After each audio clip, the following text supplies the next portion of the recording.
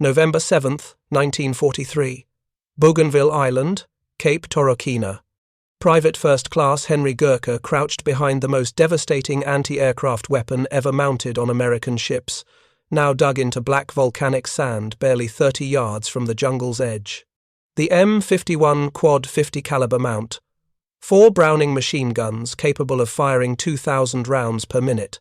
Designed to shred Japanese aircraft at 20,000 feet, it now pointed horizontally at the tree line, where 300 enemy soldiers were massing for their third assault of the night.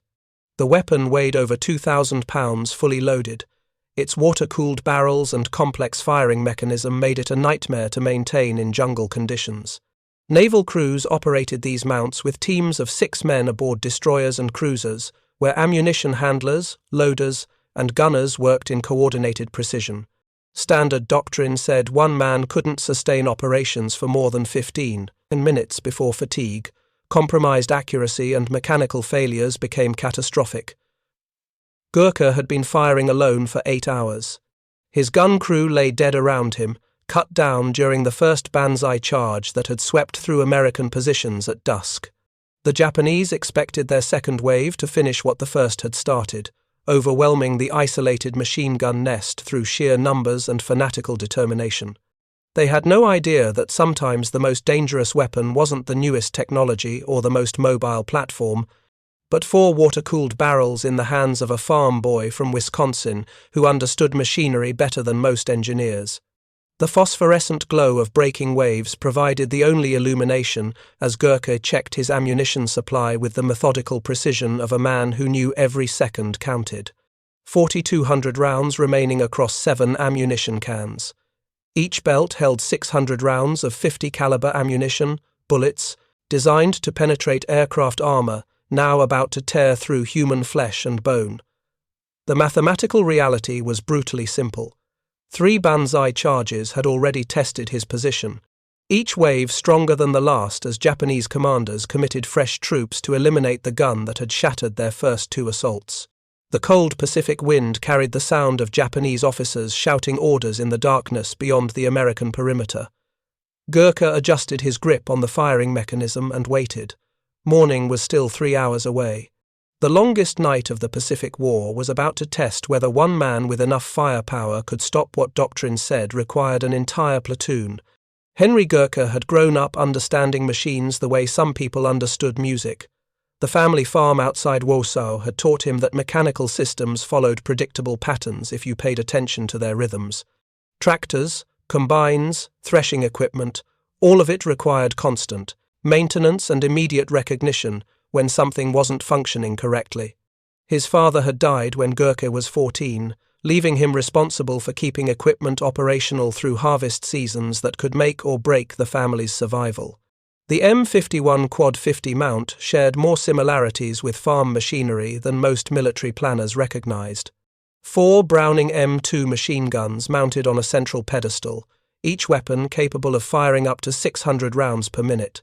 The system used electric motors for traverse and elevation, but could be operated manually if power failed. Water cooling jackets surrounded each barrel, connected to a circulation system that required constant monitoring to prevent overheating. The entire assembly weighed 2,300 pounds with its base mount, designed to bolt onto destroyer decks where structural integrity could handle the recoil forces. If you're enjoying this deep dive into the story, hit the subscribe button, and let us know in the comments from where in the world you are watching from today. Installing the weapon on Bougainville's beach had required engineering improvisation that would have shocked the Naval Ordnance Bureau. Seabees had constructed a reinforced concrete pad 3 feet thick, anchored to bedrock beneath the volcanic sand. The mount's base had been welded to steel plates embedded in the concrete, creating a firing platform that could withstand the Quad 50's combined recoil without shifting. Ammunition storage bunkers flanked the position, sandbag walls 8 feet thick, designed to protect against everything except direct artillery hits. The weapon's primary mission was air defense. Japanese bombers from Rabaul attacked the Beachhead daily, trying to disrupt the Marine Corps build-up that threatened their entire position in the Northern Solomons. The Quad 50's combined firepower could put 800 rounds per minute into a target zone, creating a wall of lead that could shred aircraft or suppress ground targets with devastating effectiveness. Its effective range extended beyond 2,000 yards, far exceeding any infantry weapon available to frontline troops. Gurke's crew had arrived with the third wave on November 1st, part of the 3rd Marine Division's assault on Cape Torokina. The landing had gone better than expected, but Japanese response had been fierce and immediate. General Hyakutake's forces on Bougainville numbered over 40,000 troops, and they understood that losing the island would expose Rabaul to American attack. Every night brought infiltration attempts, probing attacks, and increasingly desperate Banzai charges designed to push the Marines back into the sea. The gun crew had trained together at Camp Pendleton, learning the Quad 50's complex operating procedures through endless drills that emphasized teamwork and communication. Corporal Martinez served as gun captain, coordinating fire control and target acquisition. Private First Class Thompson handled ammunition loading for guns 1 and 2. Private Williams managed guns 3 and 4. Gurke's role was traverse and elevation operator, using the electric motors to track targets while maintaining optimal firing positions. But training exercises never replicated the chaos of actual combat. The first Banzai charge on November 7th had come without warning just after sunset, 300 Japanese soldiers screaming through the jungle darkness with bayonets fixed and grenades ready. The attack had overwhelmed American perimeter defenses through sheer audacity, penetrating 50 yards into the beachhead before concentrated fire finally stopped their momentum. Martinez had been hit in the first 30 seconds, shrapnel from a Japanese grenade tearing through his chest.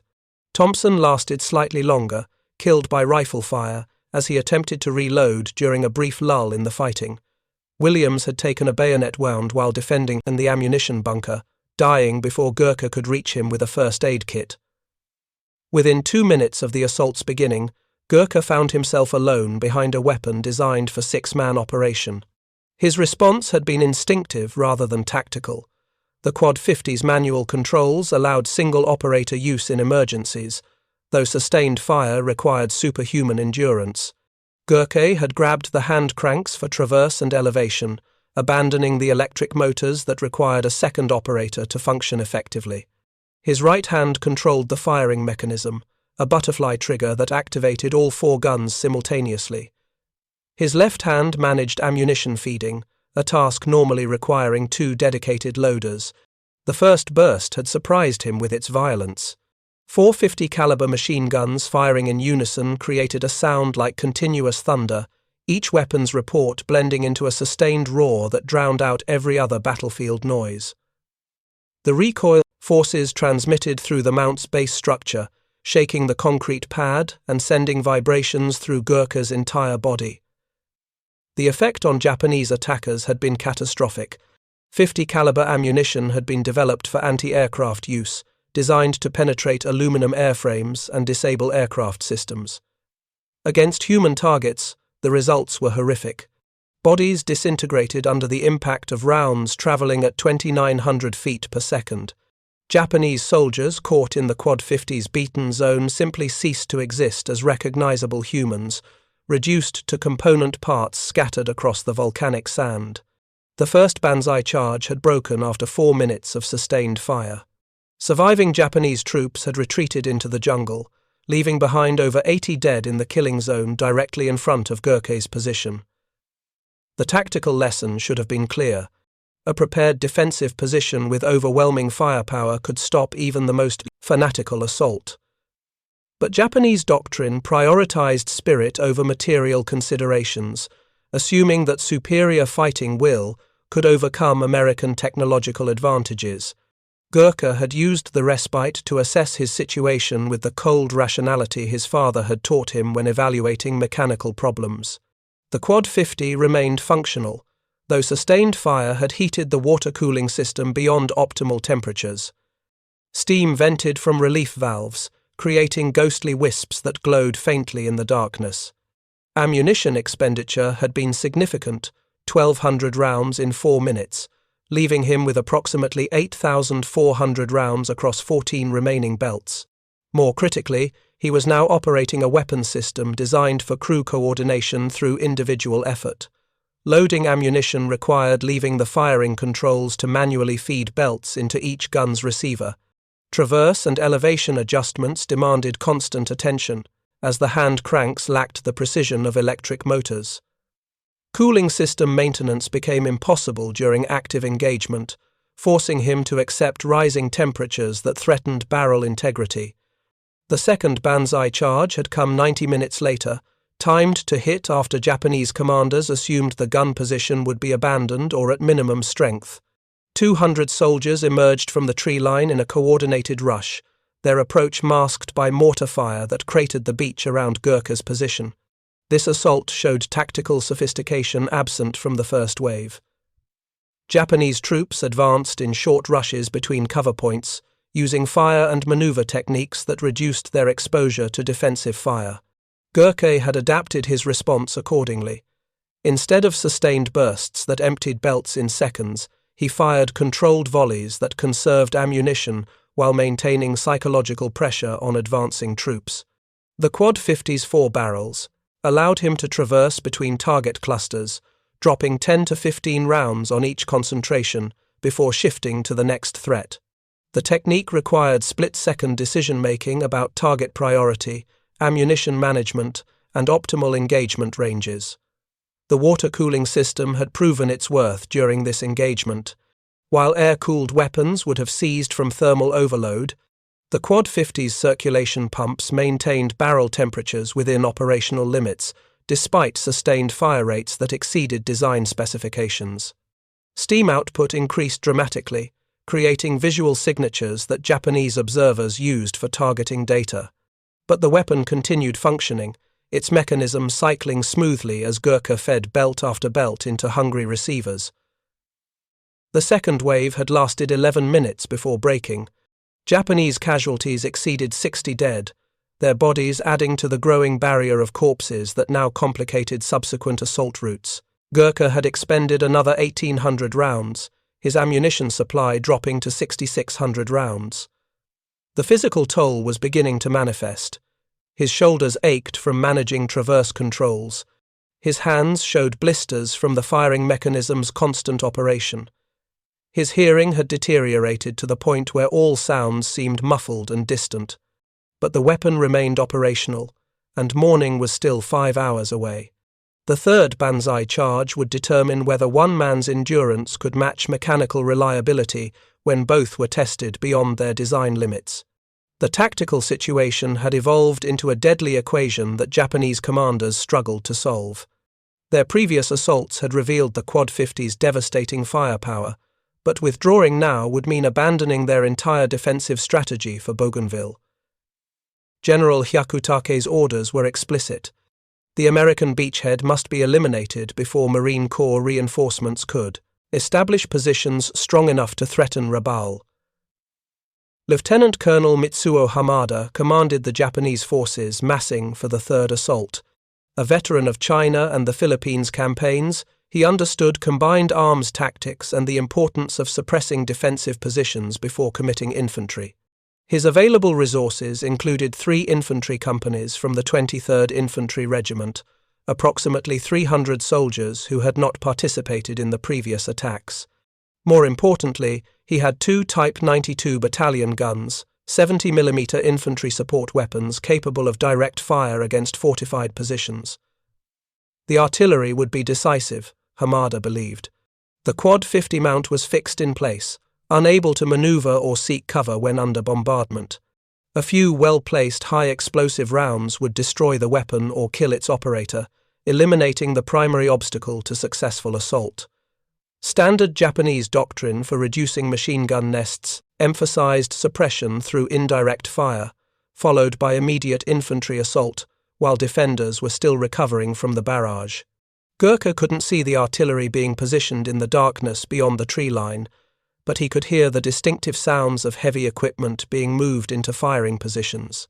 His experience with farm machinery had taught him to recognize weight and metal through audio signatures alone.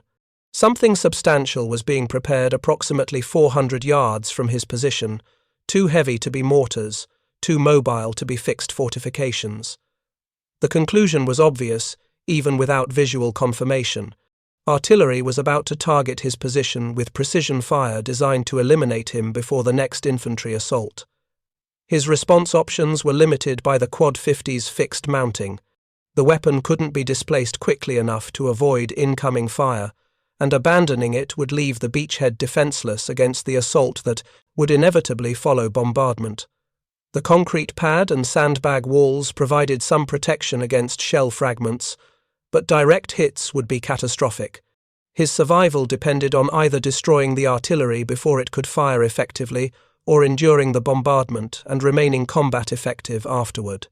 The first option required target acquisition in complete darkness against enemy positions 400 yards distant. The Quad 50 mounted no optical sights beyond basic iron sights designed for tracking aircraft against daylight skies. Engaging ground targets at extended ranges relied primarily on tracer rounds that allowed gunners to walk fire onto targets through visual observation. In darkness, this technique became pure guesswork, complicated by the fact that revealing his firing position would provide Japanese gunners with exact targeting data. Gurke made his decision with the same practical logic that had guided him through years of solving mechanical problems, under time pressure. The artillery was the greater threat. Infantry could be stopped through firepower alone, as the previous two Banzai charges had demonstrated. But successful artillery bombardment would destroy his weapon and likely kill him even if he survived the initial barrage. Therefore, the artillery had to be eliminated despite the risks involved in firing at unseen targets. He traversed the Quad 50's barrels to the right, estimating elevation based on audio signatures and terrain features he had memorized during daylight. The Type 92 battalion guns would need stable firing platforms, limiting their placement options to areas where Japanese engineers could create level surfaces. The most likely positions were slightly elevated clearings approximately 400 yards from the beach, locations that provided both stability and defilade from direct American observation. The first burst was entirely speculative, 30 rounds per gun across the estimated target area. Tracer rounds arced through the darkness like malevolent fireflies, their paths revealing the Quad 50's cone of fire. Gurke watched the impacts, seeing nothing definitive but noting how tracers ricocheted off solid objects in patterns that suggested dense vegetation and possible structural elements. He adjusted his aim slightly left and elevated 2 degrees before firing again. The second burst produced results. A brilliant secondary explosion erupted in the target area as 50 caliber rounds found stored ammunition near one of the Type 92 guns. The blast illuminated the entire clearing for several seconds, revealing Japanese gun crews frantically seeking cover and the distinctive silhouette of a 70mm artillery piece tilted at an awkward angle. Gurke adjusted fire immediately, pouring 300 rounds into the exposed position before darkness returned. Japanese return fire came within seconds. Mortar rounds began falling around the Quad 50 mount, the detonations sending geysers of black sand into the air while shrapnel whined off the sandbag walls. Gurke ignored the bombardment, focusing on the second artillery position that remained undetected but certainly present. Japanese tactical doctrine never committed single weapons to critical missions, preferring redundant systems that could continue operations if primary equipment was destroyed. He traversed left, searching for the second Type 92 through systematic fire that consumed ammunition at an alarming rate. Each burst revealed more terrain, more vegetation, more potential hiding positions that required investigation through additional expenditure of rounds. The trade-off was unavoidable. Every second the Japanese artillery remained operational represented an existential threat to his position and the Beachhead's defense. The second gun revealed itself through muzzle flash as its crew achieved firing solution on the Quad 50's position. Gurke saw the flash and immediately traversed toward it, but the Japanese shell was already in flight. The 70mm round impacted 15 feet short of the concrete pad, its explosion showering the position with sand and shell fragments that peppered the sandbag walls. A second round followed 10 seconds later, this one overshooting by 20 feet but close enough that concussion waves rattled the Quad 50's mount. Gurke's response was methodical despite the incoming fire. He centered his aim on the muzzle flash location and fired a sustained burst that exceeded 500 rounds, not stopping until he saw secondary explosions that indicated ammunition stores or weapon destruction. The volume of fire was excessive by any tactical standard, but excessive was exactly what the situation demanded. The Type 92 position fell silent, its crew either dead or scattered by the devastating impact of 50 caliber rounds. The cost had been significant. Gurke's ammunition supply was down to 4,200 rounds, less than half his starting inventory. The Quad 50's cooling system was operating at maximum capacity, steam venting continuously from relief valves, while internal temperatures approached critical thresholds. More concerning, one of the 4 barrels showed signs of heat stress, its firing rate becoming erratic as thermal expansion affected the weapon's timing mechanism. But the immediate artillery threat was eliminated, and the next Banzai charge would face the same devastating firepower that had broken the previous 2 assaults. Unless fatigue or mechanical failure compromised his effectiveness before Japanese infantry closed the distance, Gurke checked the cooling system's water levels and reloaded empty ammunition receivers with movements that had become automatic through repetition. His hands moved without conscious thought, muscle memory developed through 8 hours of continuous operation under combat conditions. The silence stretched longer this time. Japanese commanders were reassessing their tactical approach after losing both artillery pieces to defensive fire they hadn't anticipated. The Quad 50's ability to engage targets at 400 yards effectively negated their advantage in indirect fire support. Any subsequent assault would rely entirely on infantry maneuver and numerical superiority against a fixed defensive position that had already demonstrated overwhelming firepower. Lieutenant Colonel Hamada's final decision reflected desperate circumstances and diminishing options. His orders required eliminating the American beachhead, but his available resources had been depleted through 3 failed assaults and the loss of artillery support. The remaining 300 soldiers represented his last reserve, troops that should have been held for exploitation after successful breakthrough. Committing them to a 4th Banzai charge meant accepting catastrophic casualties in exchange for uncertain results. But Japanese military culture prioritized obedience and aggressive action over tactical prudence. Hamada issued his orders with the fatalistic acceptance of a commander who understood the likely outcome but could not deviate from doctrine. All 3 companies would assault simultaneously in a coordinated charge designed to overwhelm the Quad 50 position through sheer weight of numbers. No supporting fires, no preliminary bombardment, just 300 soldiers attacking at maximum speed to minimize exposure to defensive fire. If you find this story engaging, please take a moment to subscribe and enable notifications.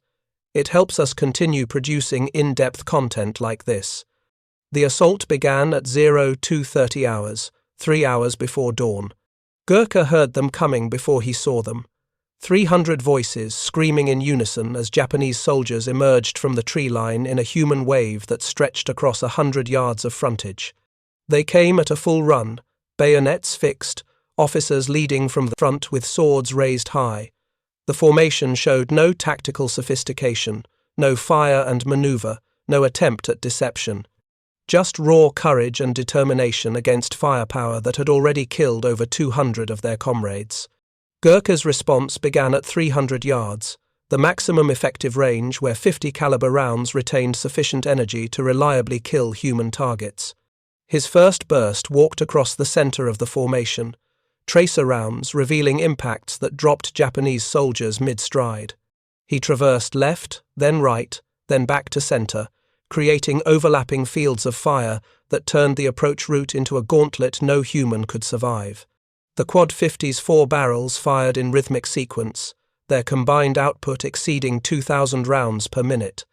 Every second saw 30 rounds impacting the assault formation, each bullet carrying 11,000 foot-pounds of energy at point of impact. Japanese soldiers disintegrated under hits that tore limbs from bodies and punched through multiple targets in line. The volcanic sand became a slaughterhouse as the assault wave collapsed under firepower that exceeded anything in human experience. But they kept coming. Those who survived the initial bursts pressed forward through gaps in the firing pattern, driven by training and cultural conditioning that valued death in combat above survival. Some reached within 50 yards of the position before Gurke's traverse caught them. Others made it to 30 yards, close enough that he could see individual faces in the muzzle flash illumination. A few actually reached the sandbag walls before being cut down at point-blank range. The engagement lasted 7 minutes, though Gurke would later have difficulty reconstructing the exact sequence of events. Time had compressed into a continuous present where only immediate threats registered in conscious awareness. Load, traverse, fire, reload, adjust, fire, again. The cycle repeated with mechanical precision as the Quad 50 consumed belt after belt of ammunition that transformed living soldiers into corpses and fragments. When the firing finally stopped, Japanese assault momentum had been completely destroyed. Survivors retreated into the jungle, leaving behind over 100 dead in killing zones that now contained so many bodies that subsequent attacks would be physically impossible without clearing the corpses first. The third Banzai charge had failed even more decisively than its predecessors, broken by firepower that overwhelmed courage and determination through sheer material superiority. Gurke slumped against the firing controls, his body shaking from exhaustion and adrenaline crash. The Quad 50 sat silent at last, its barrels glowing dull red in the darkness, while steam continued venting from the cooling system. 3 of 4 guns remained operational, though the 4th had finally seized from thermal stress that exceeded the water jacket's cooling capacity. 2,400 rounds remained across 4 belts, enough for perhaps one more engagement if Japanese commanders possessed the resources and will to continue attacking. But dawn was only 90 minutes away, and with daylight would come American reinforcements that would secure the beachhead against further assault. Gurke had held his position for 9 hours, firing over 8,000 rounds through a weapon designed for crew operation. He had broken 3 Banzai charges totaling over 600 Japanese soldiers, casualties that represented nearly half of General Hayakutake's available forces in the Cape Torokina sector. The tactical implications would reshape American thinking about defensive firepower and individual weapon effectiveness. But in that moment, Henry Gurke was simply a 20-year-old farm boy from Wisconsin who had done his job with the same practical competence his father had taught him years before. Machines worked if you understood their requirements and maintained them properly. The M51 Quad 50 caliber mount had worked because Gurke had given it what it needed to keep functioning: water for cooling, ammunition for firing, and an operator who refused to quit regardless of circumstances. As the eastern horizon began showing the first hints of approaching dawn, Marine Corps patrols reached Gurke's position. They found him conscious but barely coherent, his hands still gripping the firing controls, as though he couldn't quite believe the engagement had actually ended. The Quad 50 sat amid thousands of spent shell casings that covered the concrete pad like metallic snow, while the beach in front of the position resembled a scene from mechanized warfare rather than infantry combat. Captain Mitchell arrived with the relief force, his initial assessment of the tactical situation requiring several minutes to fully comprehend what a single Marine had accomplished. The body count alone exceeded anything in recent Pacific combat experience. Over 200 confirmed Japanese dead in direct observation range, with likely additional casualties that had been dragged back into the jungle by retreating survivors. The defensive position showed damage from mortar fire and artillery near misses, but the Quad 50 remained mechanically functional despite 9 hours of sustained operation under conditions that exceeded every design specification. Mitchell's first question was practical rather than philosophical. "How many in your gun crew?" Gurke's response came after a long pause, as though he needed time to remember events that seemed distant despite occurring mere hours before. "Just me, sir. Lost the others in the first attack." The statement's implications took time to fully register. One Marine had operated a weapon system designed for 6-man crews, maintained fire discipline that prevented catastrophic mechanical failure, engaged targets from point-blank range to 400 yards, destroyed Japanese artillery positions through indirect fire, and broken 3 separate Banzai charges through firepower alone. The achievement seemed impossible even with direct observation of its results. Subsequent investigation would reveal the specific factors that had enabled Gurke's success. His agricultural background had provided mechanical aptitude that allowed intuitive understanding of the Quad 50's operating characteristics. His physical conditioning from years of farm labor had sustained endurance levels that desk-trained crews couldn't match. His tactical instincts, developed through necessity rather than formal education, had produced decisions that matched or exceeded what trained officers might have recommended. But the most critical factor was psychological rather than technical or tactical. Gurke had never considered the possibility of abandoning his position. The option simply hadn't entered his decision-making process. The Quad 50 was his responsibility, and Beachhead was his mission, and quitting wasn't part of his conceptual framework for solving problems. This absolute commitment had enabled performance that exceeded rational expectations about human endurance and capability. Medical examination revealed the physical toll of his 9-hour defense: severe hearing loss from continuous exposure to weapon fire without adequate ear protection, multiple contusions and lacerations from shrapnel and debris, severe dehydration and early-stage heat exhaustion despite the cool nighttime temperatures, muscle strain in both shoulders from managing the traverse controls, blistered hands that would require weeks to heal properly. Yet none of these injuries had compromised his combat effectiveness during the engagement itself. The Quad 50's mechanical condition provided equally revealing data. 3 of 4 barrels remained operational, though they showed heat stress that would require replacement before returning to service. The cooling system had functioned at temperatures exceeding design limits, with some components showing thermal damage that indicated operation beyond sustainable parameters. The firing mechanism exhibited wear patterns suggesting significantly accelerated life cycle consumption. Yet the weapon had continued functioning throughout 9 hours of combat, a testament to John Moses Browning's original design philosophy emphasizing reliability over complexity. Ammunition expenditure analysis reconstructed the engagement's progression through forensic examination of spent shell casings and belt links. The first Banzai charge had consumed approximately 1,200 rounds over 4 minutes. The second assault had required 1,800 rounds across 11 minutes. The artillery engagement had expended 1,500 rounds in less than 5 minutes. The final Banzai charge had consumed 2,700 rounds during 7 minutes of sustained fire.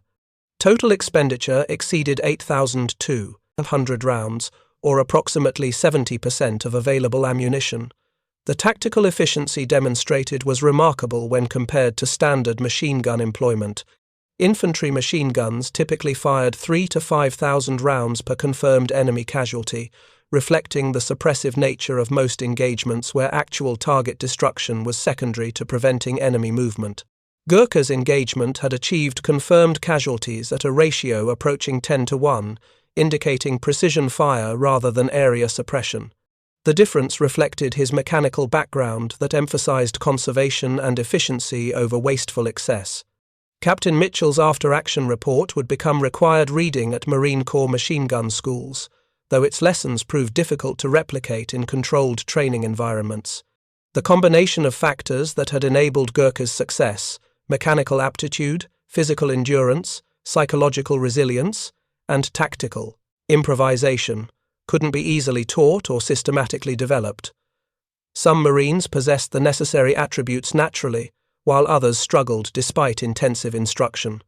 The broader implications extended beyond individual weapon proficiency to fundamental questions about defensive firepower and force multiplier effects. A single properly positioned and supplied heavy weapon could apparently achieve effects that would normally require platoon-level assets. The Quad 50's devastating firepower had compensated for numerical disadvantage through sheer material superiority that overwhelmed Japanese tactical advantages in terrain familiarity and aggressive doctrine. Yet the engagement also revealed limitations in American tactical planning that had nearly resulted in disaster. The Quad 50 position had been established primarily for air defense, with ground defense considered a secondary mission. This prioritization had resulted in crew assignments that emphasized anti-aircraft tracking and target acquisition rather than ground combat fundamentals. When the position came under ground assault, Only Gurke's improvisation had prevented its loss. The weapon's fixed mounting, ideal for air defense missions that required stable firing platforms, had created vulnerability during ground combat that demanded mobility and rapid displacement. Japanese artillery had nearly exploited this weakness, and only Gurke's preemptive destruction of the Type 92 guns had prevented catastrophic damage to his position. A more mobile weapon system might have survived through maneuver, rather than requiring offensive action against superior range weapons. These tactical insights would influence subsequent defensive planning throughout the Pacific Campaign. Heavy weapons positions received enhanced protection against ground assault, with dedicated infantry security elements assigned to prevent penetration that could compromise crew-served weapons. Air defense assets were positioned with greater consideration for ground combat missions, acknowledging that Japanese tactics increasingly emphasized nighttime infantry assault over daylight air operations. But the most significant lesson was psychological rather than tactical. One Marine with exceptional dedication could achieve results that formal doctrine said required much larger forces. The implication challenged fundamental assumptions about force structure and individual capability that had shaped military planning since the Industrial Revolution. Perhaps human factors, determination, initiative, improvisation, mattered more than material calculations suggested. Perhaps the right person in the right position with the right weapon could multiply combat effectiveness beyond what mathematical models predicted. General Roy Geiger, commanding the I Marine Amphibious Corps on Bougainville, visited Gurke's position 36 hours after the engagement. The commanding general spent 20 minutes examining the defensive setup, studying fields of fire, and inspecting the Quad 50's mechanical condition. His questions focused on practical details rather than dramatic narrative. How had Gurke managed ammunition supply during sustained fire? What indicators had warned of barrel overheating? How had he prioritized targets during the final Banzai charge when multiple threats demanded simultaneous engagement? Gurke's responses revealed sophisticated tactical thinking, masked by his modest demeanor and rural background. He had positioned ammunition cans for optimal access during reloading cycles, minimizing time spent away from firing controls. He had monitored barrel temperatures through observation of steam vent output, using increasing vapor production as proxy measurement for internal heat buildup. He had engaged the final Banzai charge from center outward, reasoning that breaking assault momentum in the middle would create confusion that spread to the flanks. Geiger recognized that these decisions reflected natural tactical instinct rather than formal training. Some Marines possessed intuitive understanding of combat dynamics that couldn't be taught through classroom instruction or field exercises.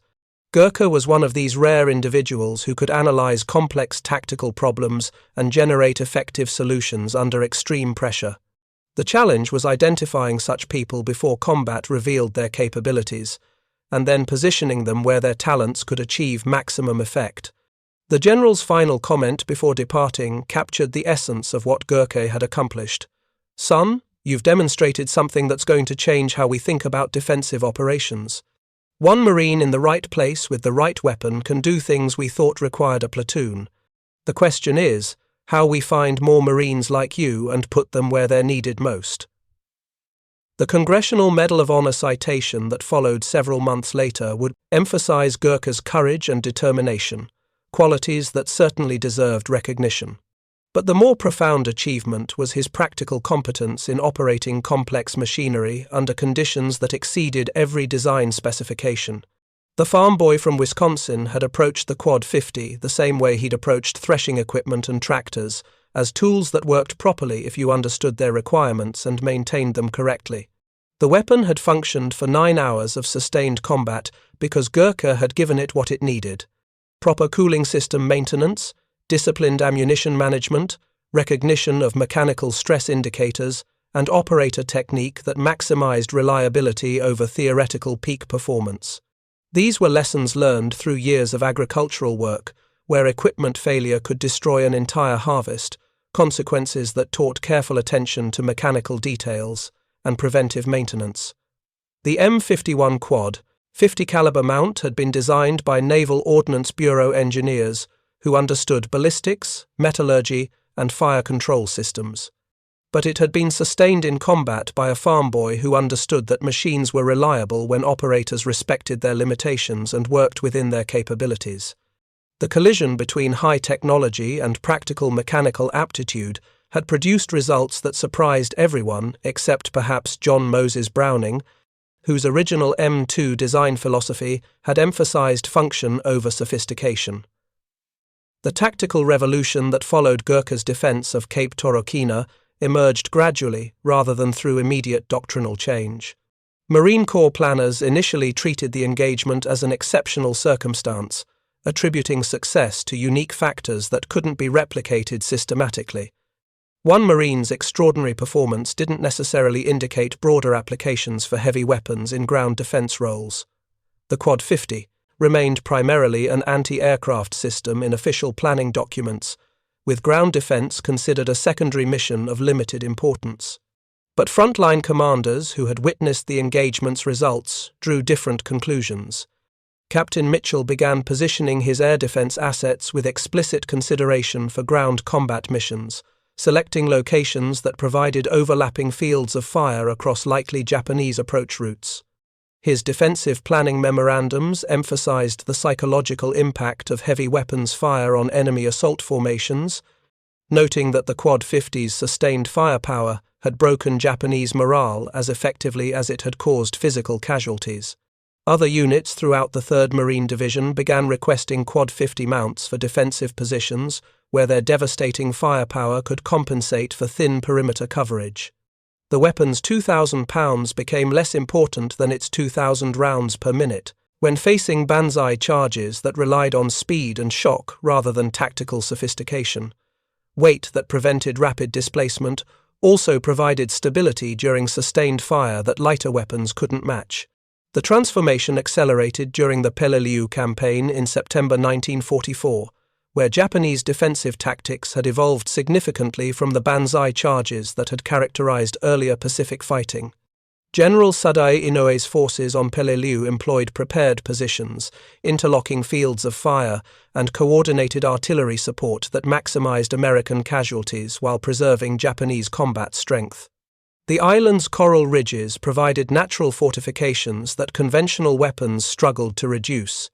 Marine Corps heavy weapons sections discovered that Quad 50 mounts could engage cave positions and reinforced bunkers with effectiveness approaching light artillery. The 50 caliber armor-piercing rounds penetrated Japanese fortifications that resisted smaller caliber fire, while the sustained rate of fire suppressed defensive positions long enough for infantry assault teams to close distance. The weapon's original anti-aircraft mission became secondary to ground support roles that exploited its unique combination of firepower and precision. Technical modifications followed tactical evolution as armorers and ordnance specialists adapted the M51 mount for dedicated ground combat. Enhanced optical sights replaced basic iron sights designed for aircraft tracking. Ammunition loadouts shifted toward armor-piercing and incendiary rounds optimized for hardened targets rather than aircraft. Traverse and elevation mechanisms received modifications that improved response time for ground targets that moved differently than aircraft. The most significant change involved crew training that emphasized ground combat fundamentals over anti-aircraft procedures. New gunners learned terrain analysis, target, prioritization for infantry support, and coordination with forward observers who could direct fire onto concealed positions. The 6-man crew structure remained standard, but cross-training ensured that any crew member could maintain basic operations if casualties reduced available personnel. Gurke's individual achievement had demonstrated what was possible under extreme circumstances, but systematic application required institutional adaptation that went beyond heroic improvisation. The Marine Corps began incorporating heavy weapons into combined arms doctrine that treated them as integral components of defensive planning rather than specialized assets with limited applications. This doctrinal shift reflected hard lessons learned through campaigns where firepower sustainability had proven as important as mobility or tactical sophistication. The broader implications extended to fundamental assumptions about weapon system design and employment. The Quad 50's success challenged a conventional wisdom that prioritized weight reduction and portability over sustained fire capability. Modern military planning had emphasized mobility since the mechanization of warfare during the Great War, assuming that static positions were obsolete relics of trench warfare.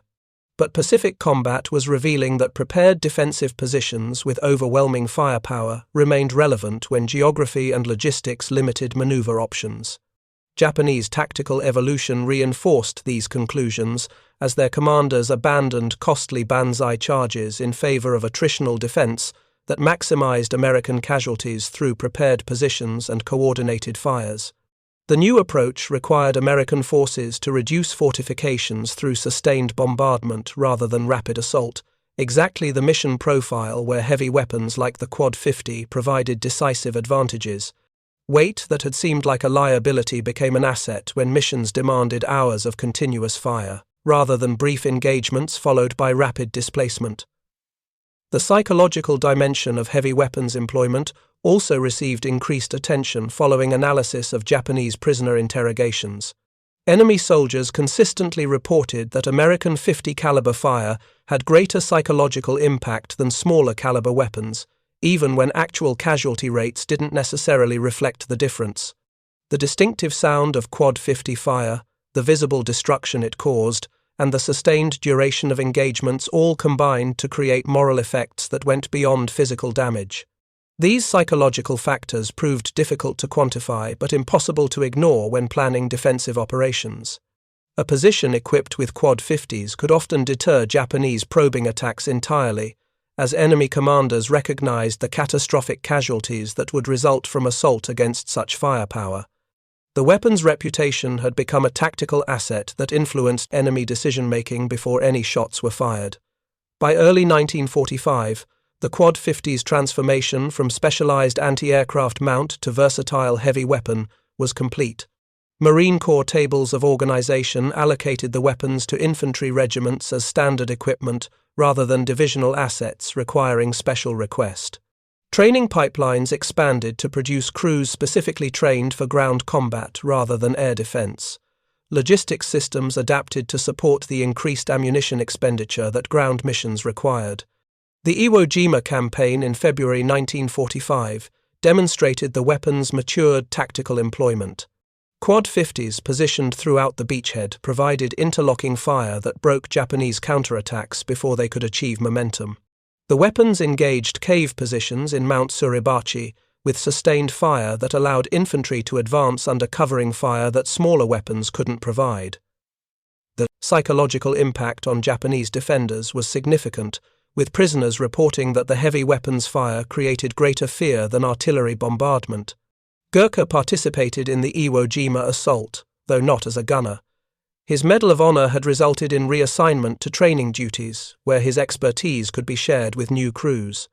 He spent the latter half of 1944 at Camp Pendleton, teaching mechanical maintenance and tactical employment to Marines who would carry the Quad 50's tactical evolution forward through subsequent campaigns.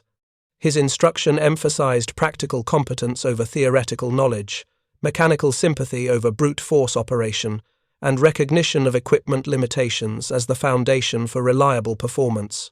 The students who passed through his training program represented a new generation of heavy weapons specialists who understood that the Quad 50 was neither anti-aircraft gun forced into ground combat role, makeshift artillery substitute. It was a unique weapon system with specific capabilities that could be exploited through proper employment and limitations that could be managed through disciplined technique. This mature understanding of the weapon's characteristics produced crews who could achieve sustained effectiveness rather than brief periods of exceptional performance followed by mechanical failure. Gurke's teaching methods reflected his agricultural background as much as his combat experience. He emphasized preventive maintenance that identified potential problems before they became critical failures. He taught students to listen to their weapons, recognizing subtle changes in firing rhythm or mechanical sounds that indicated developing issues. He demonstrated cooling system management through practical exercises that built intuitive understanding rather than rote memorization of technical specifications. Most importantly, he conveyed the psychological mindset that had sustained his own 9-hour defense at Cape Torokina. Equipment worked when operators took personal responsibility for its care and feeding. Mechanical systems were reliable when crews respected their limitations and worked within design parameters. Success in combat came from steady competence rather than dramatic heroics, from understanding that every engagement was ultimately a test of preparation and discipline rather than courage alone. The final validation of the Quad 50's tactical evolution came during the Okinawa campaign from April through June 1945. The island's southern defensive lines presented the most formidable fortifications American forces had encountered in the Pacific, with Japanese positions integrated into terrain that provided natural protection against conventional weapons. The fighting devolved into brutal attritional combat, where success was measured in yards rather than miles, and casualties mounted to levels that exceeded previous campaigns. Quad 50 mounts positioned throughout Marine Corps and Army sectors provided sustained fire support that allowed infantry advances through killing zones that would otherwise have been impassable. The weapons engaged fortified positions with precision fire that created breaches for assault teams to exploit. Their psychological impact on Japanese defenders remained significant, with interrogations revealing that many enemy soldiers refused to leave protected positions while heavy weapons fire continued. The tactical lessons learned through 3 years of Pacific combat had crystallized into doctrine that would influence American military thinking long after the war's conclusion. Heavy weapons had proven their value as force multipliers that could achieve effects disproportionate to their numbers when properly employed. The Quad 50 specifically had demonstrated that anti-aircraft weapons could be successfully adapted for ground combat roles when tactical requirements justified the effort. Most fundamentally, the campaigns had shown that firepower sustainability often mattered more than peak performance when missions demanded prolonged engagement rather than brief decisive action. Henry Gurke survived the war and returned to Wisconsin, where he resumed farming with the same practical competence that had characterized his military service. He rarely spoke about Cape Torokina, except when veterans groups requested his presence at commemorative events. The attention made him uncomfortable, as though extraordinary achievement required explanation when simple duty seemed like sufficient justification. He had operated the Quad 50 because it needed operating, had held his position because abandoning it wasn't an option, had fired for 9 hours because the situation demanded it. The mechanical philosophy that had sustained him through combat continued guiding his post-war life. Equipment worked when properly maintained, problems were solved through methodical analysis rather than panic, and success came from steady application of fundamental principles rather than brilliant improvisation. These lessons served him well through decades of agricultural work that demanded the same practical competence his father had taught him years before the war had interrupted his education. The Quad 50 that Gurke had operated during his Medal of Honor action was eventually recovered from Bougainville and sent to the Marine Corps Museum at Quantico. The weapon showed the scars of 9 hours of sustained combat, heat-stressed barrels, worn mechanisms, and cosmetic damage from near-miss artillery fire that had peppered the mount with shrapnel. But the core systems remained functional, testament to John Moses Browning's original design philosophy and the careful operation that had preserved mechanical integrity despite extreme operational stress. Museum curators positioned the mount with interpretive materials, explaining the Cape Torokina, its engagement, and the broader tactical evolution it had catalyzed.